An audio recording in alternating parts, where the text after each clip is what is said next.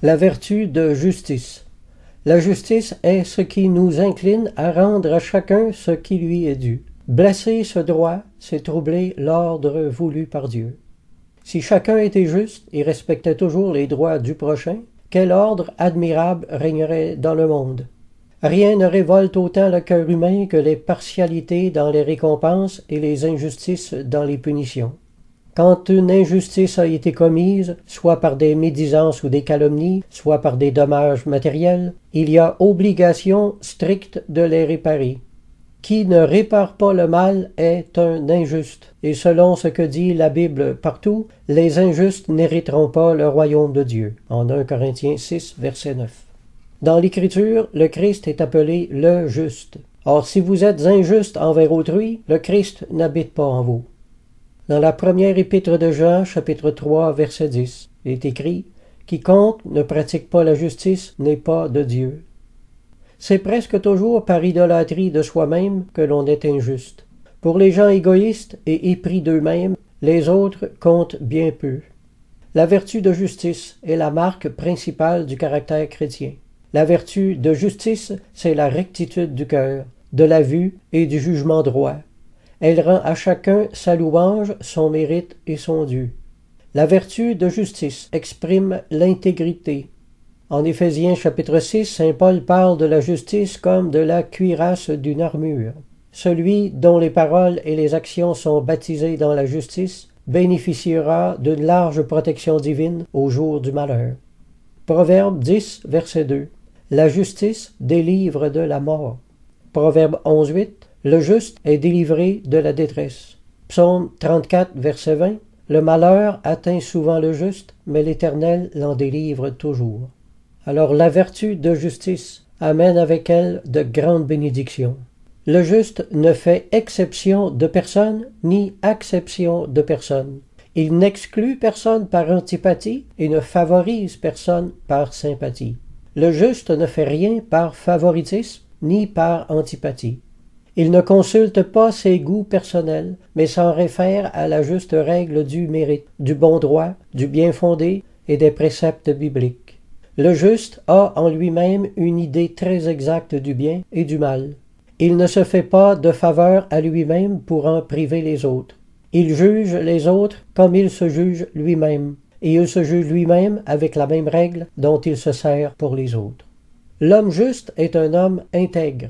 Le dictionnaire dit de l'intégrité, caractère, qualité d'une personne honnête, incorruptible, dont la conduite et les actes sont irréprochables. Le juste a de la droiture, il est équitable, il a de la probité et de la rectitude. Le juste possède des obligations morales. L'homme juste juge bien. Il juge avec droiture, équité, honnêteté, impartialité, intégrité, probité et rectitude. Il est exact dans ses comptes. Il remet à temps l'argent qu'il a emprunté. La justice, c'est la distinction essentielle du bien et du mal dans les relations des hommes entre eux. La justice est la vérité première de la morale. Le chrétien est un homme qui a l'amour de la justice, non seulement pour lui-même, mais aussi pour les autres. Notre Dieu a en horreur l'hypocrisie, qui revendique la justice pour lui-même alors qu'il la refuse aux autres. Le juste a de la bonté. Il y a dans la justice un élément de compassion également. Proverbe 21, verset 2. Toutes les voies de l'homme sont droites à ses yeux, mais celui qui pèse les cœurs, c'est l'Éternel. Ce qui signifie que tous les hommes sur la terre sont foncièrement injustes. Après la nouvelle naissance et la réception de l'Esprit de Christ, toute une rééducation doit s'opérer. La justice rend sage. Les justes sont des hommes sensés et qui ont une raison saine. Il n'est pas étonnant que les non-croyants détestent la police. C'est parce que l'institution policière est le reflet de la justice divine sur la terre. Ceux qui détestent la police détestent la justice. Le juste, jamais il ne grommelle ni ne murmure. Devant les lois, il est obéissant. Les anciens empereurs n'aimaient pas la nouvelle foi, mais n'avaient rien à reprocher aux chrétiens. Ils obéissaient aux lois de leur pays. Le juste ne commet pas d'abus d'autorité. Il n'est pas arbitraire. Il ne passe pas non plus sous silence le bien qu'il voit chez les autres, mais reconnaît le mérite de tous. En Romains 13, versets 1 à 5, l'apôtre Paul écrit « Que toute personne soit soumise aux autorités supérieures ». La traduction Conibert a rendu « autorité gouvernementale ». Car il n'y a point d'autorité qui ne vienne de Dieu, et les autorités qui existent, une autre traduction a rendu au gouvernement du pays où il vit, ont été instituées de Dieu. C'est pourquoi celui qui s'oppose à l'autorité résiste à l'ordre que Dieu a établi, et ceux qui résistent attireront une condamnation sur eux-mêmes. Ce n'est pas pour une bonne action, c'est pour une mauvaise que les magistrats sont à redouter. Veux-tu ne pas craindre l'autorité? Fais le bien et tu auras son approbation. Le magistrat est serviteur de Dieu pour ton bien. Mais si tu fais le mal, crains, car ce n'est pas en vain qu'il porte l'épée, étant serviteur de Dieu pour exercer la vengeance et punir celui qui fait le mal. Il est donc nécessaire d'être soumis, non seulement par crainte de la punition, mais encore par motif de conscience. Voilà l'attitude que doit tenir le chrétien devant la police et les autorités de son pays. Il sait reconnaître, honorer et saluer le bien partout où il le voit, même chez ses ennemis. Le juste reconnaît les droits, les mérites et la valeur de toute institution. Le juste fait justice à chacun et il salue la justice partout où elle se trouve. Il honore les paroles et les œuvres justes, même chez ses ennemis. Le juste ne regarde pas la couleur de la peau, ni le nom des églises. Il félicite le bien et condamne le mal, sans regarder à l'étiquette ou à la couleur du clocher.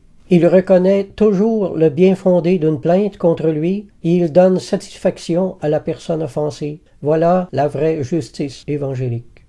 Également, les jugements de l'homme juste sont toujours conformes à la parole de Dieu. En 1 Jean, chapitre 1, verset 9, « Si nous confessons nos péchés, il est fidèle et juste pour nous les pardonner et pour nous purifier de toute iniquité. » Non seulement le juste ne commet pas de crime, mais il ne commet pas d'iniquité non plus. La différence entre le péché et l'iniquité est la suivante. Le péché est la commission du mal et l'iniquité, c'est l'omission du bien.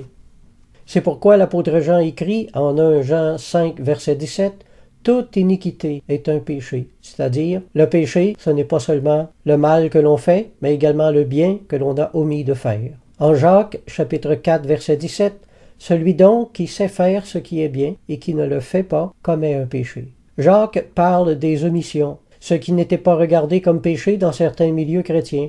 Combien de chrétiens et de chrétiennes vont à l'église plusieurs fois par semaine avec la plus grande fidélité, mais que si on leur demande un petit service charitable, ils en sont incapables ou le font en murmurant. La récompense de la justice, c'est d'être heureux. La récompense de la droiture, c'est la faveur de Dieu. La récompense de l'intégrité, c'est le sentiment de force qui nous accompagne. Proverbe 28, 1. Le juste a de l'assurance comme un jeune lion. Amen.